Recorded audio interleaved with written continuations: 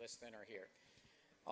I'm going to start with I'm Drew Harris. We're not streaming yet, right? Because we're talking through the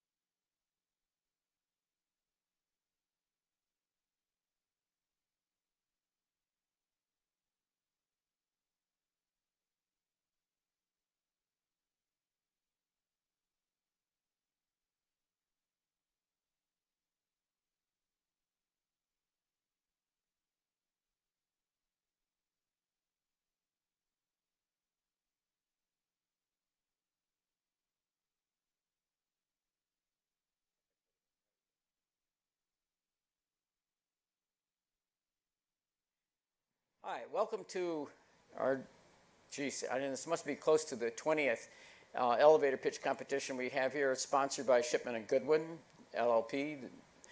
Shipman and Goodwin, about 12 years ago, one of the partners was at a meeting I was at, and he said, geez, we should really have a collegiate elevator pitch competition. Would anybody like to do that? And my hand shot up, and because he had offered to sponsor a prize. The first year we did it, I think the prize was like a nano MP3 player or something like that. And then the kids said, hey, that's nice, but how about some money? And so since then, Shipman has been sponsoring this, and we're very grateful to Shipman and Goodwin.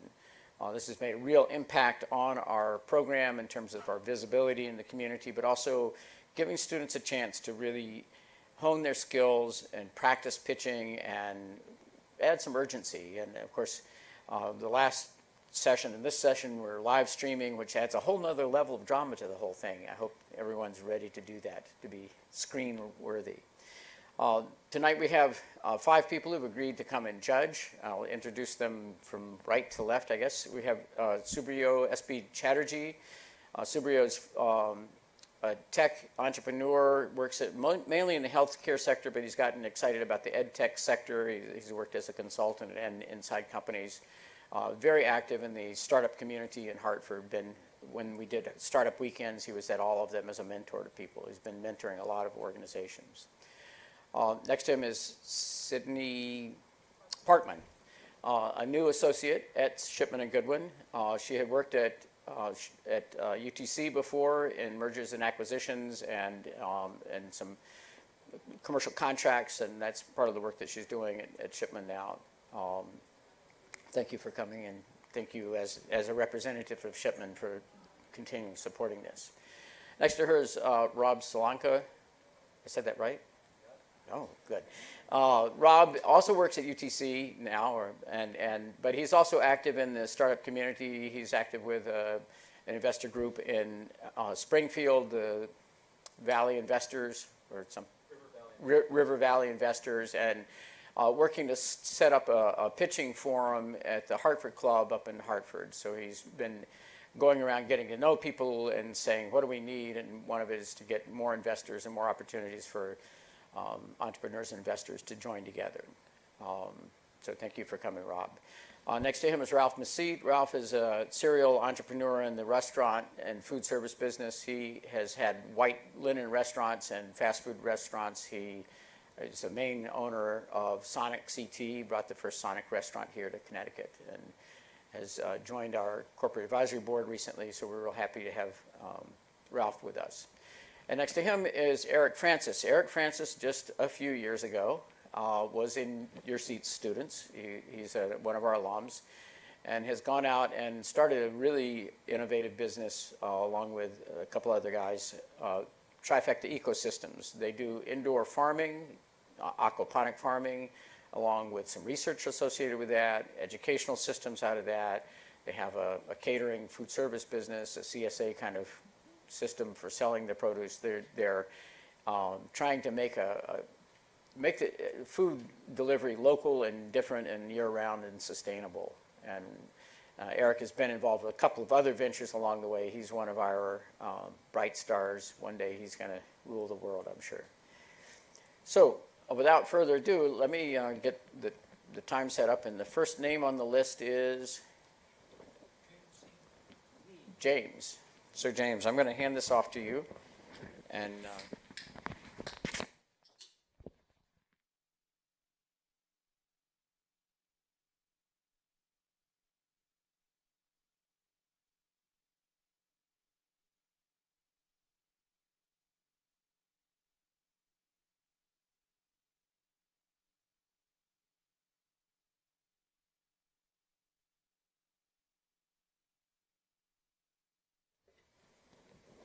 okay, James. And while he's finishing getting set up, is Yulia here? Yulia, that's you. Yeah, you look different than you. So you're on deck. You'll be the next. All right. Of the 71 million millennials in the United States, only 1/3 of them have ever used a credit card. Many millennials will never taught about FICO scores, credit utilization, or how a credit card can even best be utilized. Many associate credit cards with debt and problems because they're not educated on the fundamentals. Wouldn't it be nice if there was one place where someone can go to gain all this valuable information? This can be accomplished through the introduction of Apex Collections. Our goal is to be a community to not only help beginners, but where enthusiasts can also go to help others. I want to establish a brand that people associate with kickstarting their financial success. People can visit our website to gain valuable information for free. However, we will offer a premium version, $4.99 a month for regular consumers and $2.99 a month for students. With the purchase of one of our wallets, an individual can gain access to the premium site for a year. Initially, we will build this brand by word of mouth and social media marketing. I seek a small investment for building inventory and hosting our website. Kickstart your financial success with Apex Collections.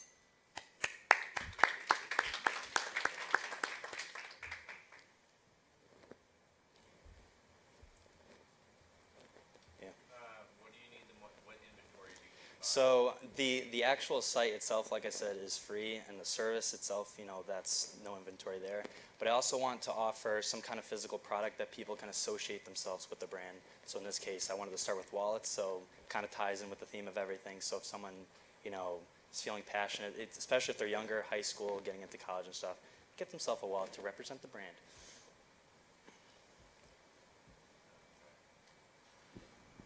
Who would you consider your competition to be in this market? So I did look at like Credit Karma, but I feel like Credit Karma is kind of aiming their audience more towards older people. And a lot of the thing with Credit Karma is you have to enter in things like your social security number and stuff to set up your account to see your FICO score to gain some kind of information. I kind of want to gear it towards younger people because I hear all the time people say like, oh, they didn't teach that in school or anything, especially with younger people. So I want a place where they don't have to, worry about already having a card, knowing their social security number, anything, where they can just go start, get the foundation of knowledge so they can help build their, financial success as they grow. Great, thank you.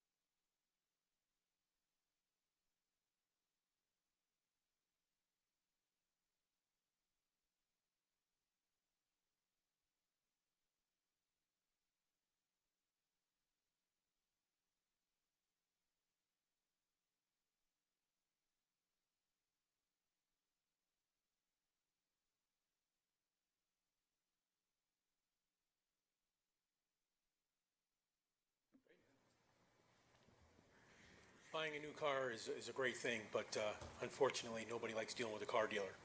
So 87% of Americans don't like dealing with a car dealer. You have to deal with all the issues with researching. You're just wasting your time. You can't guarantee that you're going to get the best price when you're negotiating. Also, you can't guarantee that the dealer is not going to get your information from all the different car sites that are out there. So there's over 30 million cars sold in the United States every year. 60% of those originate on an internet website of some sort, whether it be the car dealer site or any other site. That equates just a 10% market share. That would be about 1.8 million cars nationwide. So there's a better, easier, faster way with no hassles. So we basically negotiate the price and set the appointment for the buyer at no charge to the buyer. The dealer pays the fee.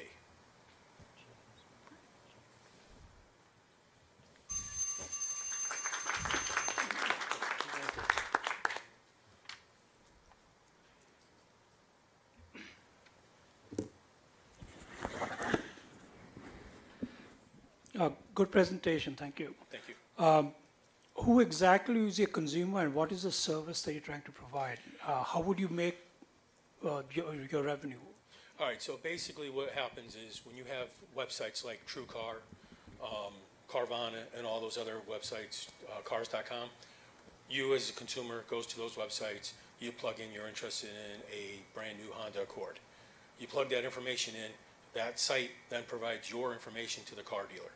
The car dealer, their BDC department, then emails you and calls you and bugs you constantly until you go in and set an appointment to go in to buy the car.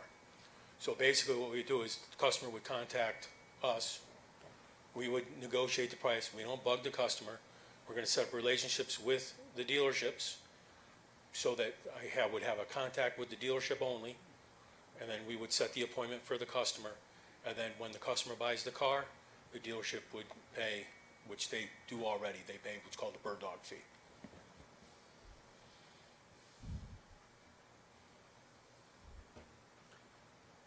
So you would be negotiating on behalf of the consumer? Correct. I like negotiating. It's fun for me. When I sold Not for cars- everyone, though. When I sold cars, I like negotiating too, but a lot of people don't like to negotiate when they buy cars. They feel intimidated. All right, thank you.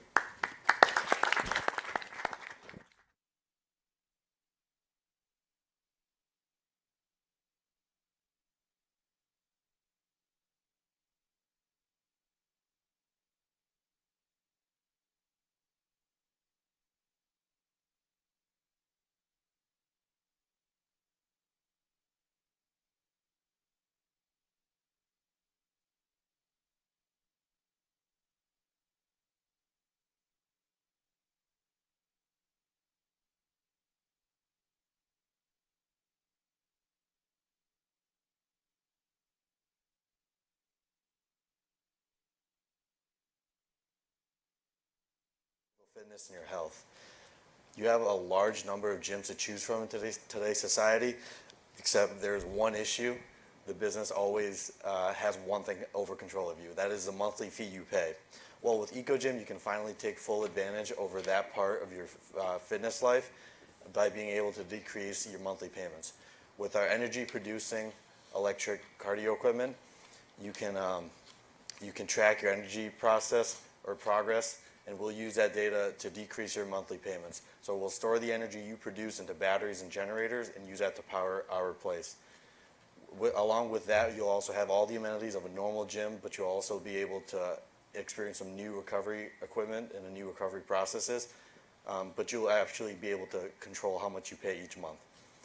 So with your investment, you'll actually be able to cut away from the cookie cutter fitness clubs and actually be able to grow into the new future of the fitness world.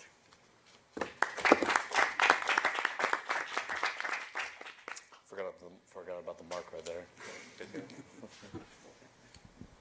So do you own, you're talking about having the gym, not just the equipment, right?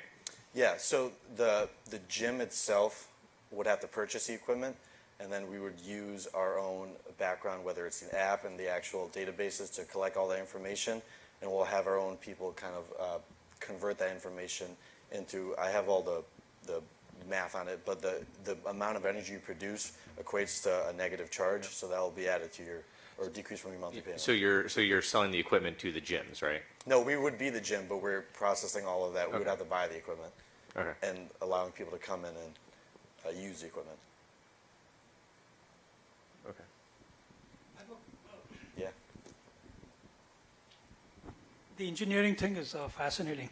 So basically, so when you're exercising on equipment that generates electricity and you store that, and then that is deducted from your monthly payments. Yeah, so the amount of electricity you produce that is stored either into the batteries or used to power the gym right there and then, however much you produce, so whether it's 30 minutes worth of wattage that you produce after using the bike for 30 minutes, or the number of wattage that you produce from using the bike for an hour, that is going to convert to however much money we save, and we're going to use a little bit of margin from that to decrease your monthly payment. Have you worked out the math? I mean, Yeah. you might find some people who are exercising, you might owe them money. Yeah, yeah. So I worked out the math, and in order to kind of find that, I guess, break-even point where they would decrease it so much it would be zero per month, they would have to bike 10 hours a day, and I don't know many people that bike more than 30 minutes per their session, and if it ever came to that point, we would always just allow that to be in a spin class or something. But there's always different options. But I'm pretty confident no one's going to be biking for 10 hours a day.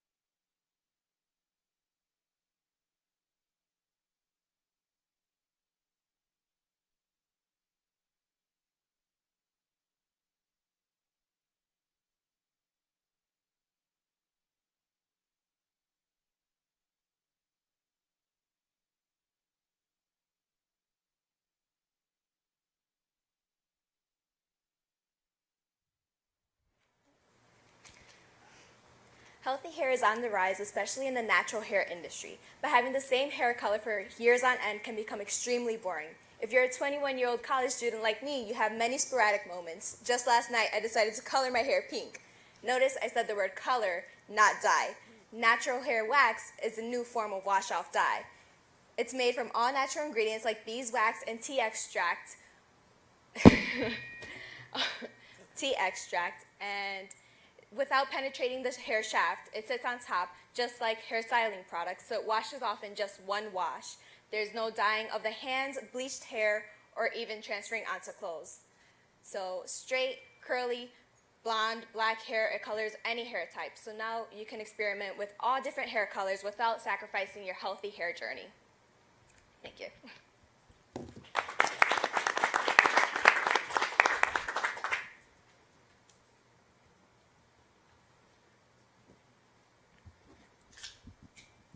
So how does this compare to normal, like, or how they dye hair now? Because I know, so I have a cousin who she does this for a living, and she makes pretty good living doing that. So how does it compare to that? So dyeing hair usually has ammonia in it or other harsh chemicals. Natural hair wax is just made from regular pomade wax. So it helps your hair, it hydrates your hair, and you could just wash it off with water and shampoo. It even works on my roots, but I just put it on my bleach part. So it just washes off in one go, and you can stay with your natural hair, or you can just be green one day, be blue one day. It doesn't damage any of your hair. So it's pretty cheap to do? Yes, it's only $7 about a jar. I believe a jar is about 4 ounces. How long does it last in the hair, and would weather be a predicament in that case? So today it was raining, so I was kind of scared about it. But typically it should last a few days. So it doesn't transfer, it doesn't come off. I keep touching it, my hands are still good. So I would say about 3 to 5 days until you wash it off. It doesn't even flake. So you should be good as long as you keep it good. Are you making the wax, or are you applying it to the hair? Was that? Do you have a service that, like a salon that's gonna be applying this, or are you Nope, manufacturing any this? regular person can apply it to their hair. It's just like applying shampoo and conditioner. It's that easy. So you're gonna be selling this product, is Yep. what you're proposing? Yep. Okay. All right, great.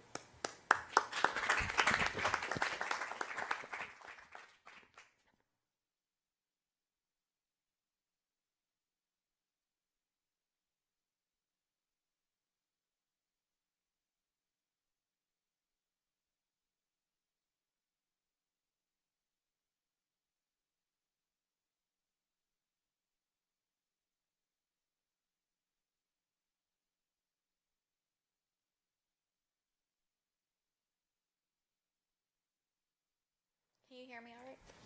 Yes. Okay. Number 9. Number 10? Number 10? Is that what you said? I'm sorry, metal leads number 9. Yes, we've skipped number 8, we're on number 9. Okay.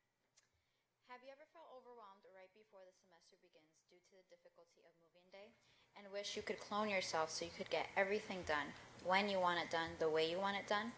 Move-in out can alleviate you of the struggle to carry heavy items or too many items, as well as transport them to their new destination and avoid traffic. Move-in out supports college students by facilitating the hassle of move-in day by providing spacious trucks, accessible equipment, and an efficient team to further enhance the process. The ideal clients we will be serving are four-year universities with on-campus housing. College students who reside on campus will benefit from a complete campus move-in service, from transportation to installation. With a small investment, you can help Move-In Out expand and deliver its innovative service to thousands of college students. If you are interested in learning more, I'd be happy to schedule a time that works best for you to provide you with more information.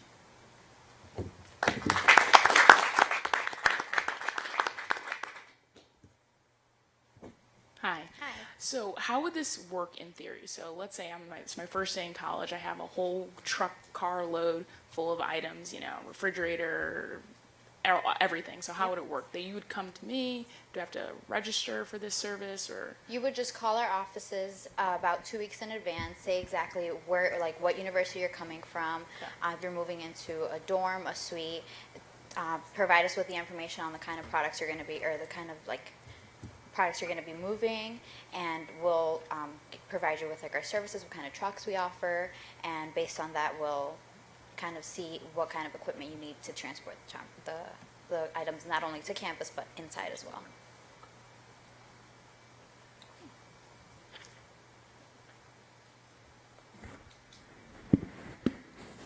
Well, what thoughts do you have about pricing, the revenues? So How for would you make money? pricing, so for pricing currently, I was thinking of offering 3 types of trucks: so a pickup truck, a cargo van, and a truck. And based on that, we'll charge a price per the vehicle, and then also based on mileage, depending on where the student is coming from. All right, great, thank you.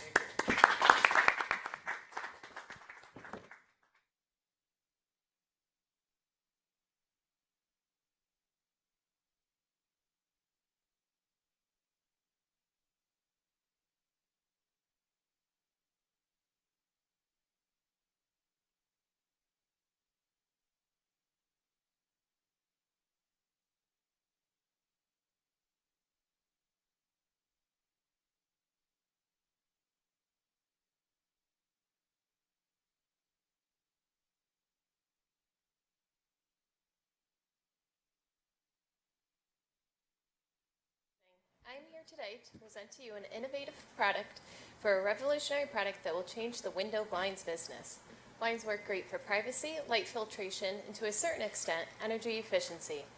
My idea will target energy efficiency and change blinds so as to maximize efficiency with a new product that costs nearly the same as what is available on the market today.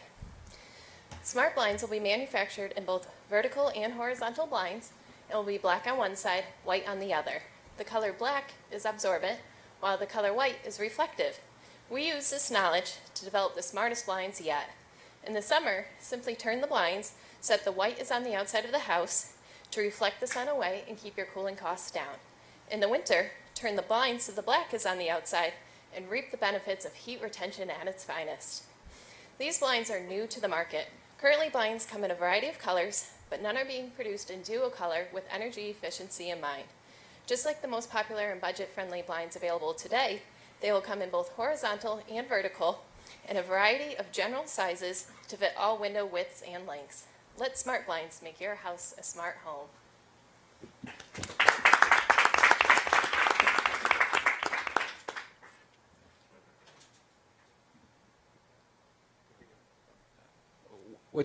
Great presentation.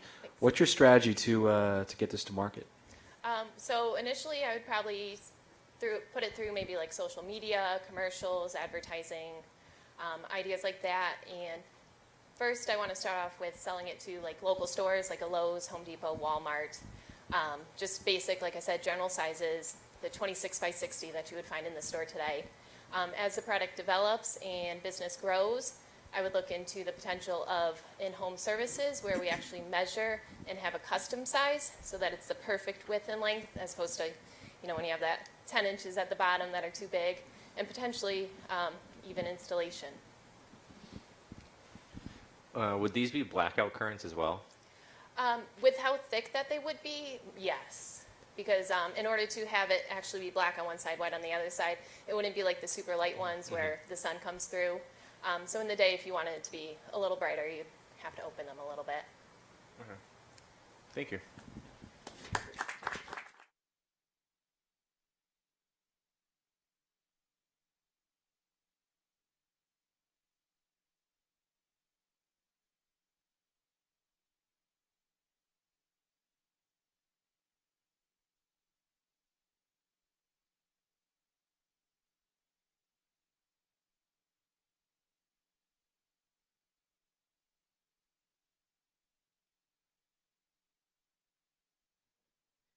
Hello, judges. I'm Jared Weiss, the inventor of the Pant Planche machine, the full body exercise machine that is, I have a version that's that I'm currently going to be making out of aluminum, and you can have it mobile or stationary. You can use it at the gym, at home, or on the go. And I can show you how it works.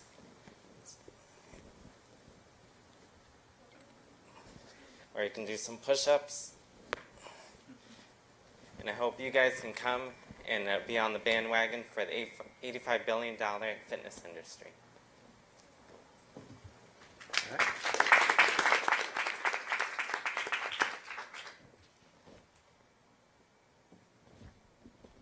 How did you come up with this?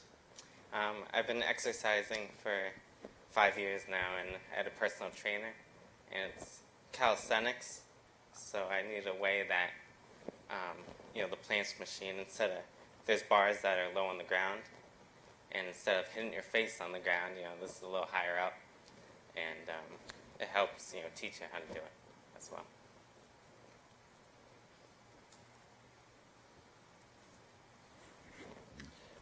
Are you pursuing a patent in the future? Yeah, I have a patent pending. Oh, good for you. Yeah, so now I have a year left to wait for the results. Is this going to be put together yourself?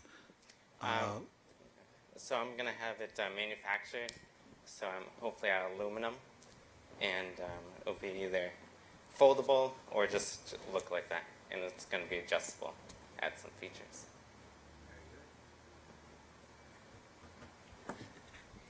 One more question. How much is this going to cost? Right now, just making out of PVC, it costs $100, but if I, manufacture in the big, numbers, I can get it down low. All right, thank you.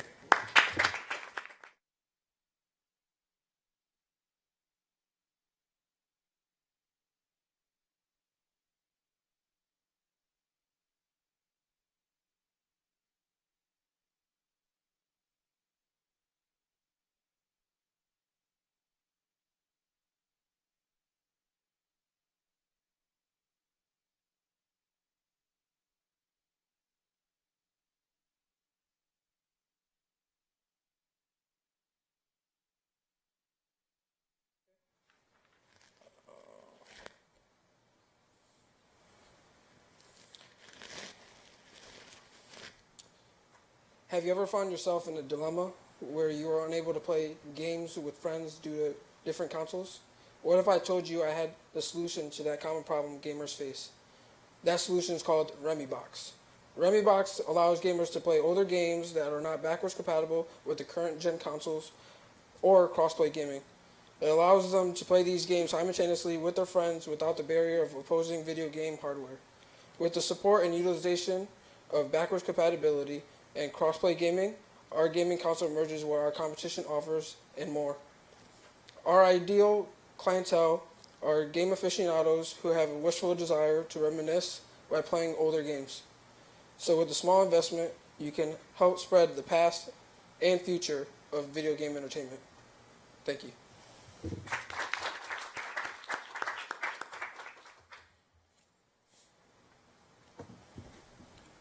So do you is this like a, I don't play video games, so what is this? Because, by the way, were you shaking your head? Yes, like you understood this? Yeah, so. Okay.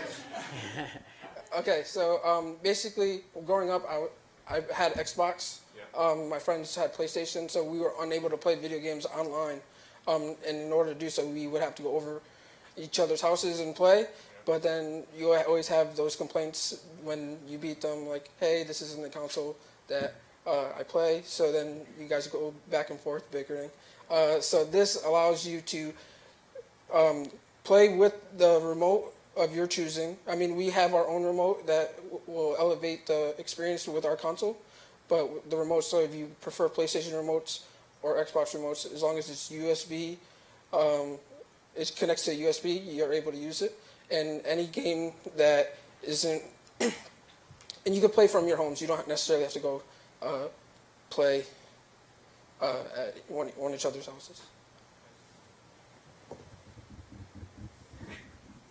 So you can play across consoles? Yes, so cross-play gaming was just recently introduced. Like Fortnite was kind of forced everyone's hands, where people from Xbox can play people on computers, PlayStation, or even like the Nintendo Switch. So now in this case, the games that we would be using are older games from those consoles that they currently don't have backwards compatible, so they can't play the older games on the current consoles. How would you make your money? Who would you charge? So basically, we would partner with these big brands like PlayStation, Xbox, because they're not utilizing those games. So they're just sitting on the shelves of stores like GameStop, where they're selling used games of these nature. So essentially, we charge them a fee, basically. So when players buy them from them, we would benefit off of it because they'd buy them to play on our console. So your equipment or your technology is in the cloud between both these consoles? Essentially, yes. Okay, thanks. Thank you.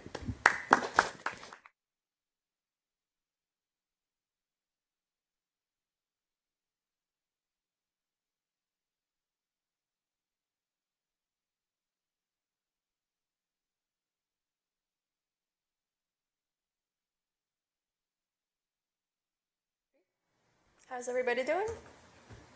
Come on, hey! We're all so serious here today.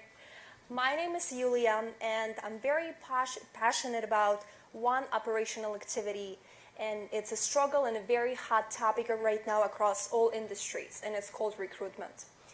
Companies are spending tons of time and tons of money trying to find qualified people for available positions. And at the same time, we have tons of students graduating from college. Every semester, at least 2,000 students are graduating from CCSU, and 65% of them are unable to find a job. So what happened? Why did the system fail us in between? I propose a solution. Let's create a video platform where students are able to create their video resumes and in 20 to 30 seconds just introduce themselves to potential employers out there. This will make us stand in front of the potential employers and have us speak about our experience, work, and our skills and abilities.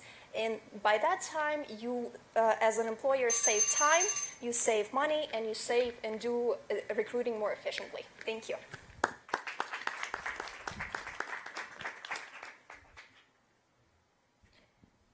So this is a video platform that you basically, like, I would do a video of myself just explaining like who I am, what do I do, and that would go out? I believe that school is a perfect ground for students like me and myself and my friends here, is to have school help us in this transition from going to school to become a full-time employee at a job. And to help the students succeed in this process, I think it's the school's due diligence to do this job, is to put us in front of the potential employers and say, here we have beautiful, right now eligible students who are trained, who are qualified to go out there and work. And if we have 65% of students sitting at home and struggling to find a job, that's 65% of money lost to the economy and lost to the companies that are out there. Because we have innovative, energized, smart, intelligent kids, here sitting today who are without a job, just like myself. I was struggling to find an internship for the summer, and instead of that, I had to find an alternative solution. So, and I believe by creating a video interviews that would be school platforms would have, employers, by having an access to those videos interviews, we're saving time on going and scheduling interviews because we make a decision if we're going to hire a person in the first 20 to 30 seconds at an interview. That's how it is. But think about how much time is spent up until that point, how much resources. We have recruiters going on all possible websites. That's great. Thank you. Thank you.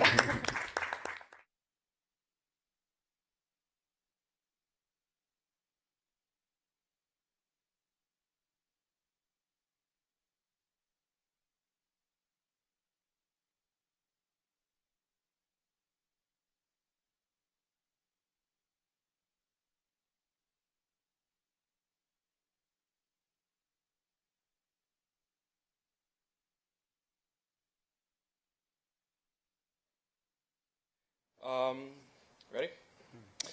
What's the worst part about college? Could it be the dorms or the dining hall food? But I think it's the cost. We students spend tens of thousands of dollars on tuition each year, yet publishers such as Pearson and Cengage still have the audacity to charge us hundreds of dollars for textbooks each semester that we may never even open. That's why I am looking for a partner to help me develop a new service I call TextFlix, the streaming service for textbooks. Instead of charging a large upfront investment each semester for textbooks, we charge students a low monthly payment for unlimited access to a library of company-owned textbooks, study aids, and assignment management software. This allows us to provide a more affordable and convenient brand of education software. So who's ready to make history textbooks?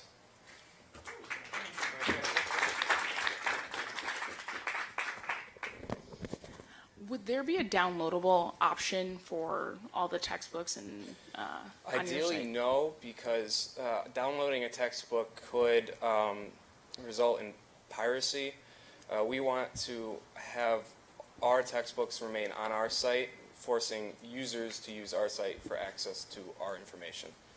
So I know some people prefer, hard copies to highlight, annotate, make notes. Are there going to be an option for that within your platform? Yes, as long as they, sign up for our initial service, a physical copy could be provided. It's not too difficult. It'd just be a print button, but we want to make sure that, our information is not being stolen. I think Professor Harris mentioned that I'm also interested in the ed tech market, education tech market. There is definitely a need. The price of textbooks are astronomically high. There are similar services. Your bookstore has rent and so on. What is it you have? Do you have like a competitive advantage? Some software or some? Well, our software would be similar to stuff that's already on the market, but we also it would also be different. What we provide would be completely different to what someone else would provide, although completing a similar task. Our competitive advantage would be a lower price. So instead of a large upfront investment for students who may or may not be able to afford it, smaller investments over a larger period of time, to increase attractiveness. Yeah, but you would still need some writers, some other professors to write the textbook, royalties, and so on. Yes, that would be part of the startup costs. But instead of making new textbooks for each year, we would hold on to the same textbooks and add on to it. By having a digital service rather than physical textbooks, our textbooks don't go out of date. We can keep updating them over and over again. All right, thank you.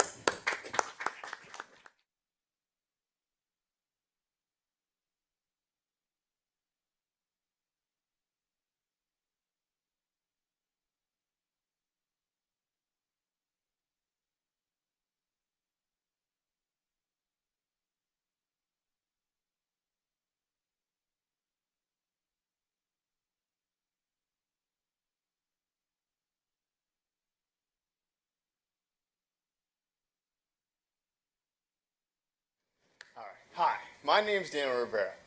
Whenever I go out to a restaurant, bar, or even a party, I find people my age, always on their phones, constantly in the world of social media. I'm a social butterfly. I hate when people do that. I like to look up. I like to face my people. I like to socialize. I like to talk with them person to person, face to face. So I thought, what can I do to get these people off their phones and into the real world? How about giving them some kind of reward? How about letting them go out to a local restaurant, have a drink for free, just for putting down their phone while they're out? So I thought of a new app for your smartphone called Kickback. Kickback is an app on your phone. It's simple to use. You activate it, push a button, lock your phone, put it away.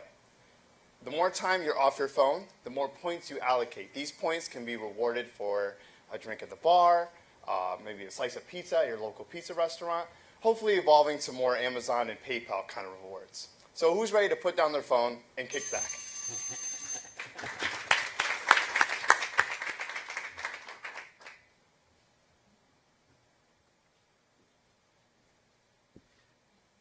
Great presentation. Thank you so much. So how would these free drinks get funded? How would the money flow through to pay for these products, these services, whatever you're offering? So basically, at first we're going to pay them. We'll pay them a one-time fee. Since our app is going to drive traffic to their areas, we'll pay them first, and hopefully, as time goes on, as social media coverage, maybe some local news coverage adds up, maybe they'll start to pay us, and we'll start getting revenue from this. This is going to be an initial investment. We're going to drive traffic to these areas, and then hopefully, as they get more traffic, we'll build a great relationship with them where they start paying us back for our services to them. Great question, by the way. Thank you.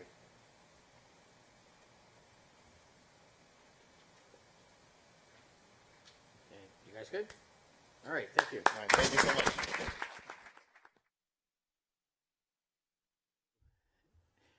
What a great bunch of pitches. And I think the judges will now head out. Here.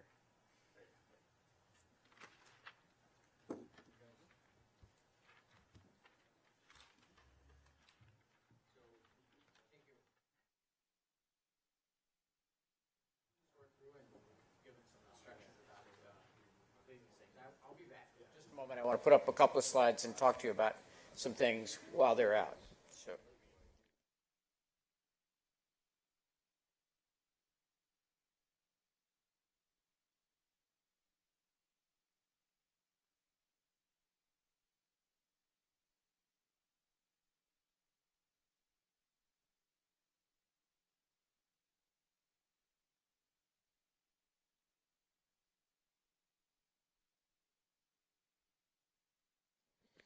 So first of all, congratulations to all of you.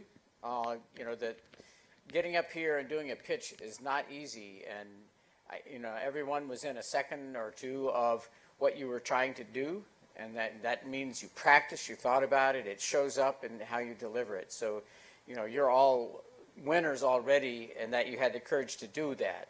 You probably noticed there were 8 people who signed up who something happened between them signing up and getting here that had them not do that.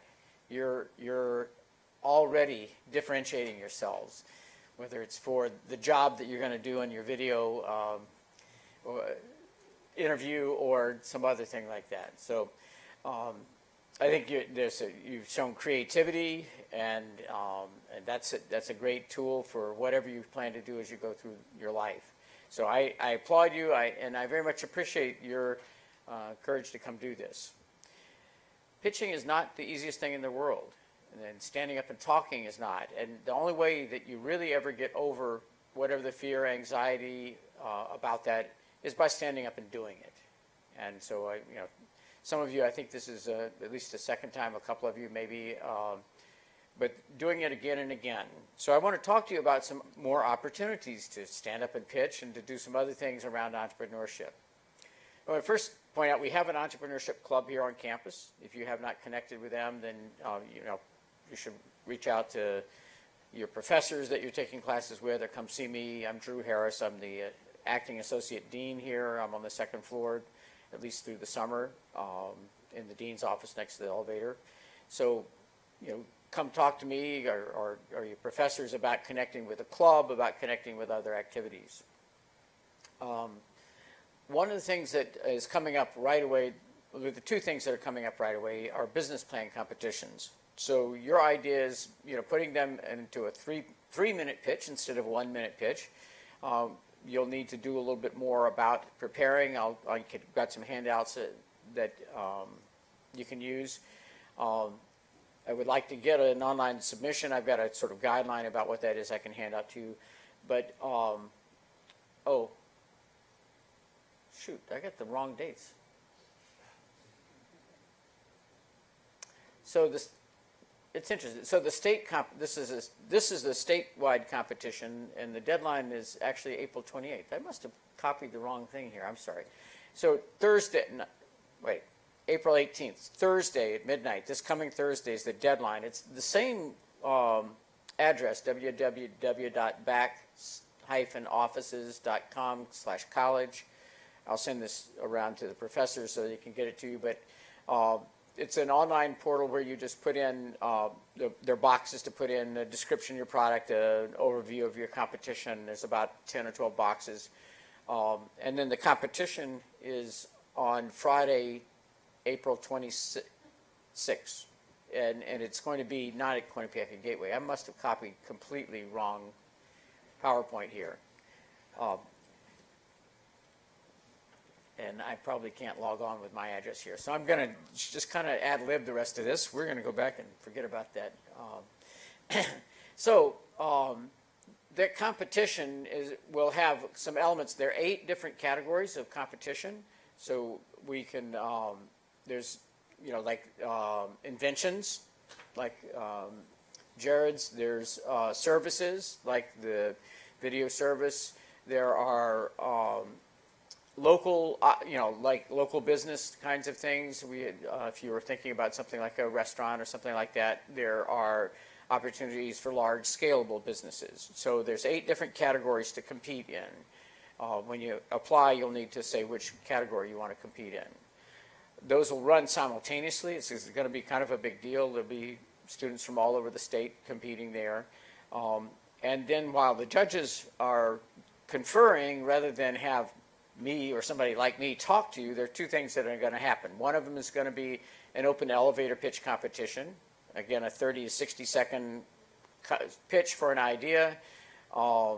And there'll also be a set of guest speakers. So we'll have people talking about how to raise funds for businesses, about how to register a business, about how to file patents. I think we have 8 different speakers. They'll also be going on simultaneously. It'll be more than you can handle, probably.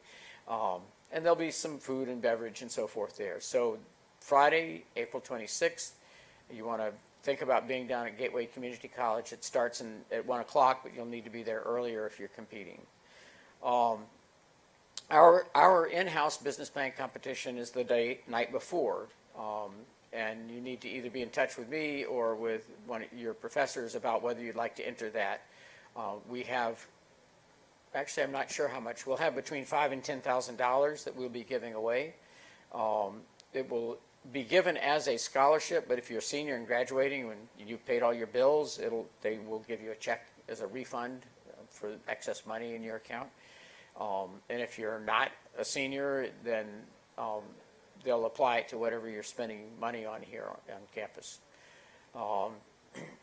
And we have historically done both a scalable business and a Main Street business, and we may look at having another category or 2. Last year we had a category for people who weren't seniors, and our big winner last year was a freshman who won $2,500. So you can win in more than one category. So we're excited to have so many people coming up with good ideas. It looks like we'll have a fun, spirited competition. That Thursday, it'll be similar time frame, 5:30 to 8:30 in Vance 105. So it will, and I think we're going to be live streaming that as well. So we'll have continue to have this sort of Shark Tank feel to it. If you enjoyed that, then you can enjoy being in that. How many of you are not seniors? So a couple of you. So I'd like to encourage you especially to connect with the club, but also look at classes that we have next year that might be interesting, classes and things that aren't classes. So for example, the Connecticut Consortium of Entrepreneurship Educators runs a competition every semester. So we have a business plan competition in the fall and also in the spring.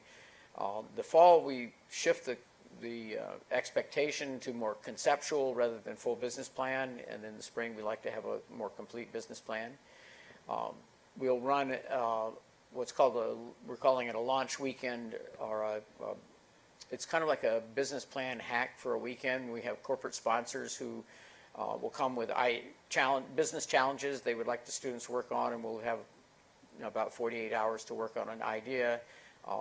We've done this, the consortium has done this down in the south area with Bridgeport. I think we're got enough interest that we'll do one here, probably on this campus, but it could be at UHart or one of the other campuses around. But it's where students come from multiple universities. You don't have to work just with your current college teammates, and the companies have typically been giving $1,000 prizes to the teams that give the best solution to their ideas. So it's kind of a fun thing that way. And it's a great way to meet students from other colleges. And then in the spring, we do a course that is in collaboration with other universities. We're this group of us in Connecticut are the only people that we have found on Earth that collaborate across universities with course materials. So it's a course called our title is Lean Launch Methodology. It's statewide is known as the New Venture Challenge, where you sign up for a class here, you have a little bit of preparatory work here, and then we do a weekend with students from 5 to 8 other universities where we pick ideas to work on. You self-organize into teams, and then we give you things to do for 2 weeks, research work to do, and you come back and spend another Saturday working with those students on your team, and then go work and do research for another 2 weeks and come back and wrap it up. And we're done before spring break, and it's a really fun hands-on course. Learning is what's called the Lean Launch Methodology. So we're trying to do a lot of interesting things here. And of course, if you've had Professor Nicastro or Patsalides, or you might get me again. I think I'm going to be back in the classroom in the fall, but we've got great professors with great experience here. Happy to help with you with your venture ideas. So I'll give a little more commercial about the New Venture Challenge and some of your classmates. This past spring, earlier in the spring, one of the teams that had a student from Gateway, two of our students, and a student from WestCon were on a team. Two of them were actually military veterans, which is kind of interesting. It's a diverse group, but our student and the Gateway student, after the course, said, we like the idea, and we're going to enter it into competitions. And so they entered into a competition to get funds to build the web app, the app that they want to build. And it's a competition that's run through South by Southwest, and they won. They won a $30,000 grant to build their software platform, and they have since then gotten a couple of 2 or 3 other people to add on. So they actually have their idea being developed right now with other people's money, and hope to launch maybe as early as this summer. It's a real exciting product called Locavore. It connects local food producers with people who want to eat locally produced food, and it's a marketplace. So if you want to know what's going on at where's the nearest farmer's market and what food could you expect this weekend if you went to the farmer's market, that's where you go and find that out. Or if you want to take a drive out looking for pasture-raised meat, it could connect you to the people and say, this is what they've got in their freezer this weekend, these kinds of cuts and whatever. So it's I think it's an exciting proposition for those who like that kind of thing, and I'm just thrilled that we have students who've gone out and raised the money and are making this kind of thing happen. Do any of you have questions? Has any of this prompted anything in your minds? No. Well, I'll keep talking because we're streaming and the judges haven't made up their minds. And I'm a professor. I never lose the opportunity to speak to people, right? At least that's the joke. So I think that when you think about, so some feedback about your presentations. first of all, you guys did a great job of staying in the time constraints. And I think, you know, you did interesting things in terms of choosing what things to present, because in a minute, you don't have much time. And I think most of you made really good choices. Maybe all of you did. I don't know what the full pitch would be like, but most of us understood what you were pitching when you pitched it. Most of you did a great job with the microphones. As soon as you plugged it in and put it away, you stopped paying attention to it, and that's a great thing. Some of you wandered away from the square here. I don't think that was a terrible problem, but if you had wandered just far enough, you'd wind up having the camera be in the, or if the cameraman wasn't paying attention, you wandered off, you'd be off screen, right? So, oh good, you're saved. The judges are coming back. You know. But you did a great job, and I think if there was one thing I would suggest for you is that you look a lot harder at the competition.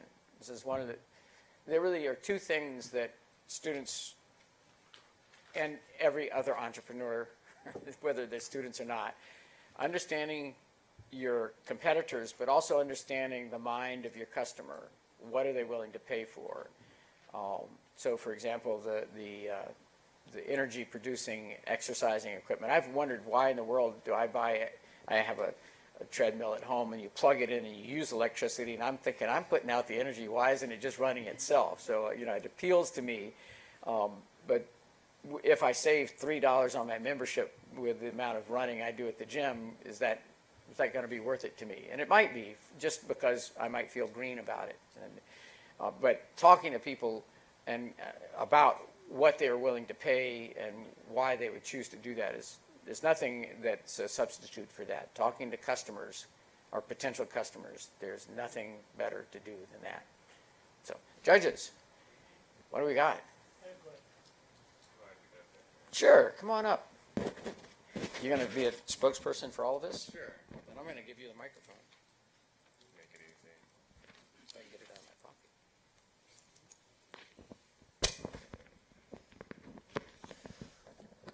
All right, everybody hear me?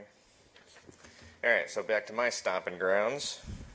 It's only been like 10 years since I was up here. All right. Yes. Oh, yeah, 60 seconds. Sorry, elevator pitch. All right, so we have three winners tonight. All the presentations were good. I would echo what Professor Harris said, is that when thinking about your business, always think about who's going to pay you, right? Literally go out and ask somebody to give you money, even if you don't have it. So just from example, you know, I've literally done this in my past where I've taken a sheet of paper with the project in hand and what it might be and images of the schematics and everything like that, and sold a 6-figure deal, all right? And then went out and did it, all right? And I've done that numerous times now. So if I can do it, and again, I was in your space 10 years ago, it's really not that hard. I'll say it actually, one of the presentations that I did at one of these elevator pitch competitions, I'm kind of doing that same business now. So it may take 10 years, but stick in there. It's worth it. All right, cool. So for the number one spot, or it's not even number one spot because it's this is kind of like the scalable venture, the one that we can see kind of has some legs, and it goes to Brandy Dirty.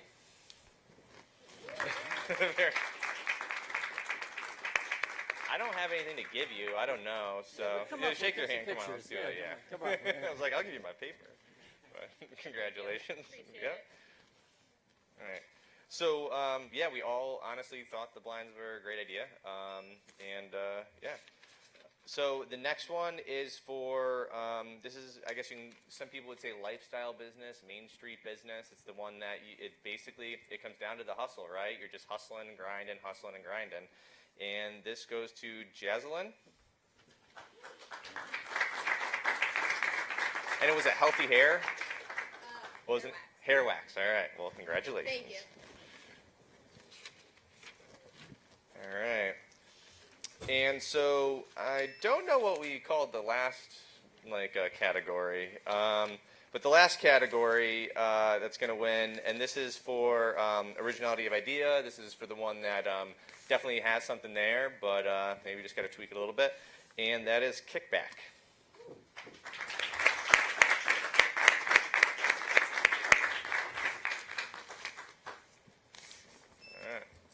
Congratulations. Thank you guys. So, yeah, this is, again, this production is like serious compared to what I went through. So, thank you very much. And again, good job, everyone.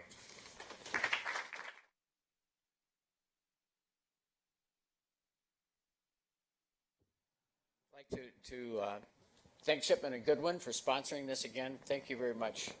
I didn't introduce her, but Julie Camarco, another associate from Shipman, has been one of our liaisons there and a judge in past things. And thank you for coming, Julie. We really appreciate that. And thank you both. Tell Donna and everybody else back at the firm we appreciate the support.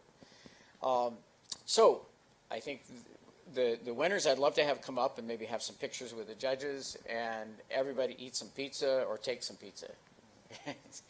Thank you so much. I think that's the end of the formalities.